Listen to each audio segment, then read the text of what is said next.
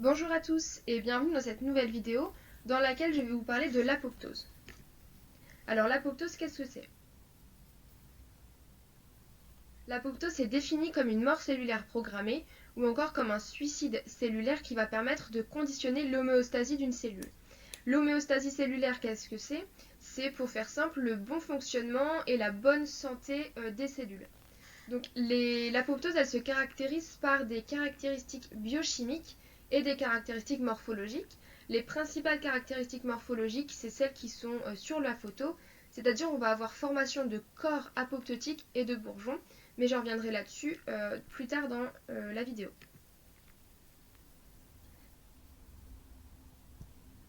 Donc comment est-ce que l'apoptose se produit? Elle va être initiée par différents signaux, différentes substances, par exemple les radiations UV, les radiothérapies, les virus, les drogues telles que la chimiothérapie ou encore des carences en facteurs de croissance ou des carences en glucose qui vont avoir pour effet d'activer des protéines et qui ensuite va aboutir à l'apoptose, au phénomène d'apoptose.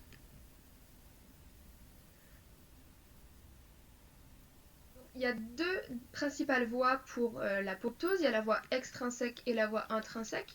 On va commencer par la voie extrinsèque. Donc ici à gauche, c'est notre cellule.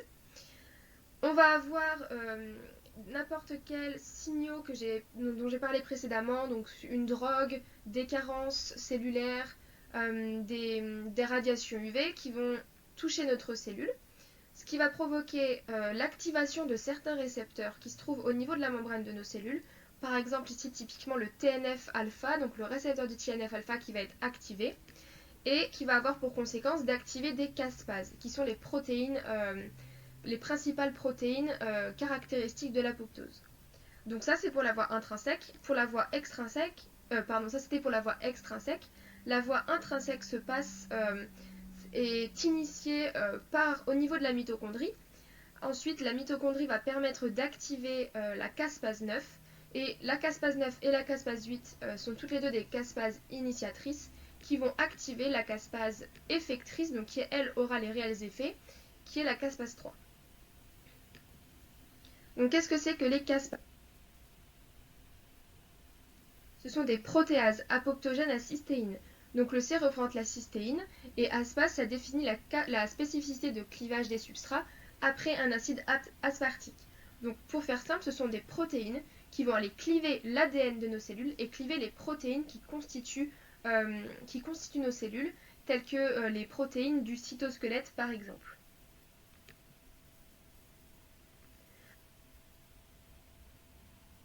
Donc les caractéristiques morphologiques de l'apoptose, comme je l'ai dit tout à l'heure, il va y avoir une formation de bourgeons, ça va se créer par invagination des membranes. Il va y avoir fragmentation de la cellule et comme tout à l'heure pareil, ça va créer des corps apoptotiques, mais il y a également ségrégation de la chromatine, donc en gros de notre ADN. Et ça, ce sont les caractéristiques morphologiques que l'on peut observer et qui sont caractéristiques d'une cellule en apoptose.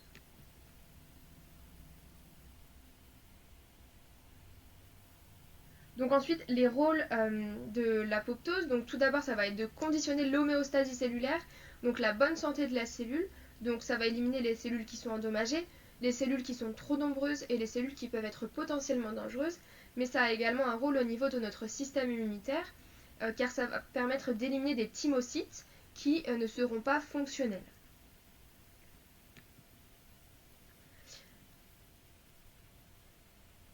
Ensuite, quelles sont les pathologies qui peuvent être dues à un excès d'apoptose? Donc typiquement la maladie d'Alzheimer et l'hépatite fulminante. La maladie d'Alzheimer car elle est due à une neurotoxicité avec une apoptose précoce et excessive, c'est-à-dire qu'on a, la mort cellulaire de cellules qui arrive trop tôt et en nombre trop important,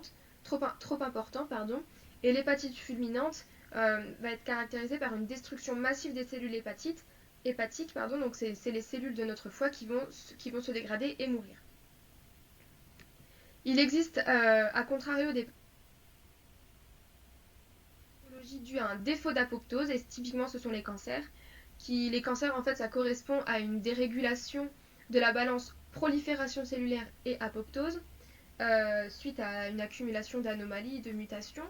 Et donc ici, si on n'a pas assez d'apoptose, les cellules potentiellement dangereuses, typiquement les cellules cancéreuses, ne seront pas éliminées par l'organisme. Elles vont se multiplier sans être dégradées, sans être tuées, on va dire. Et du coup, ça va former des tumeurs. Donc voilà, j'espère que cette vidéo sur l'apoptose vous aura plu. Évidemment, il y aurait encore énormément de choses à dire là-dessus, mais c'était vraiment pour une introduction en fait à ce qu'était l'apoptose. Donc j'espère que ça vous a plu, que c'était clair. N'hésitez pas à me poser vos questions en commentaire et je vous dis à la prochaine.